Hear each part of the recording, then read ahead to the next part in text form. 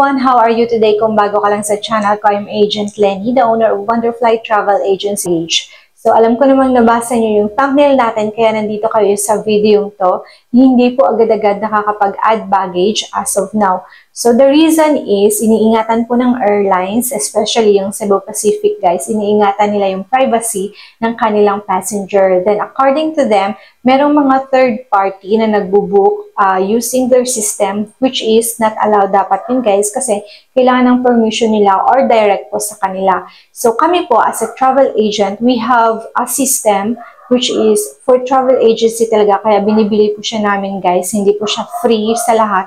Kasi yung system na yun is ginawa po yun siya, pina-accredited po yun siya sa airlines, kaya po nakakapag-book kami direct to the airlines but using our travel agent account. Ibig sabihin nun, kung nag-book kayo sa travel agency, kung ano man yung ipapa-add-ons nyo, maa-add-ons po namin yun. Pag sa amin po yun siya na-book. Pero pag hindi po sa amin na-book, hindi po namin siya dapat ginagalaw or hindi po namin siya ma-access.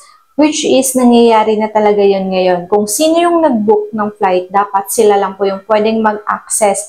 Kaso, merong problema guys, kasi may mga website na hindi naman sila accredited to book the airline's ticket. Kaya po nagkakaproblema sa add-ons, which is, nakikita lang nila yung flight nila, pero hindi sila makakapag-add-ons or kung ano po yung other request nila, hindi sila makakapag-choose ng seats nila.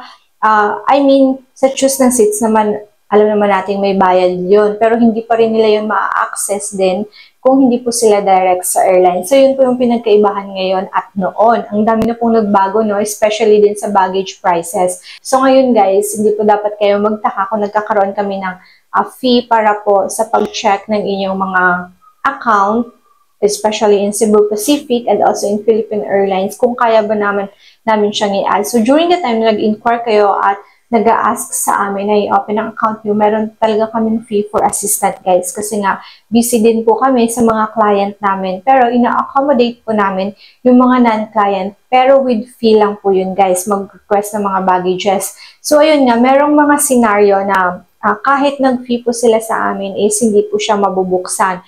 Kasi yung mga account nila is kinuha na po ng third party yung kanilang mga email. For example, ako po, nag-book ako sa isang site. Okay, hindi ako magbabanggit kasi nga baka din next time or darating ang panahon na registered na din sila o diba, pangit naman yung parang siniraan ko sila guys. So eto, halimbawa ako, nag-book ako sa isang site which is, for example, hindi siya as indirect sa Cebu Pacific. Gagawa tayo ng isang, parang gumawa sila ng isang website na ang pangalan is, okay, travel, sample lang yan.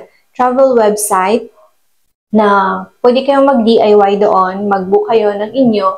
So, meron silang mga hotels, ganyan. And then, lahat nandun sa isang site na yun. So, naisipan nyo na mag-book doon kasi mas mura.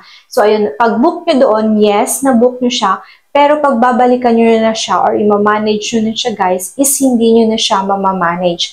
Bakit? Kasi usually, ang managed booking ay makikita lang natin yun sa direct airlines. At pagdating mo sa direct airlines, hindi mo na siya makikita yung mga add-ons nyo kasi limited lang yung access since hindi kayo direct na nag-book sa airlines. Pag sa travel agent naman, kung sa amin kayo nag-book, ang travel agent dapat yung aasikaso ng ticket na yun, kung sino yung nag-book ng flight. Kasi meron po kaming tinatawag na priority lane for the travel agent at sinasagot din po kami ng airlines sa kung anumang mga concerns namin. So kung hindi kayo travel agent at yun yung problem nyo, better guys, go to the airport directly kasi po mas ma-accommodate kayo doon kaysa sa online. Ang hirap po talaga mag-process online, especially hindi po sila makakontak kayo through phone. So, through chat lang din po. Sa chat nila, lagi din po siya yung mga 200 plus, yung nakapila pa kayo guys. And then, pwede din darating na sa point na kayo na, and then, mapuputol yung line. So, ganun po yung problema as of. So, the solution guys is, pag naranasan nyo na yun, at eto nga, pag nakita nyo na tong video to, huwag nyo na pong ulitin yung mali ng iba na mag-book sa third party. Kasi po, kahit nilagay nyo po doon yung email nyo, iba po yung nare-register sa kanila. So, as of now, yun lang po masishare ko sa inyo. If you have question about luggage or add-ons, you can message us in Wonderfly Travel Agency, Agent Lenny. That's all for today. Thank you for watching!